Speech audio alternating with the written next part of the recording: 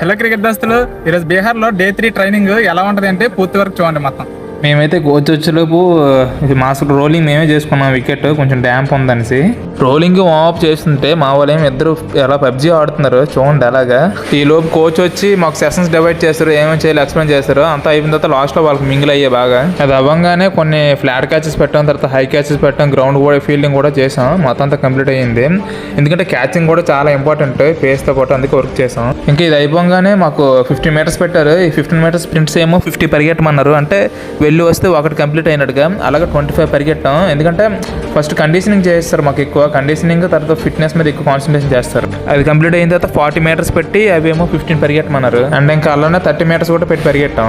ఇంకా last skill చూసుకున్నట్టుగా నా impulse stride improve చేసుకోవడానికి ఈ హెడర్స్ పెట్టి చేసుకున్నాం అనమాట.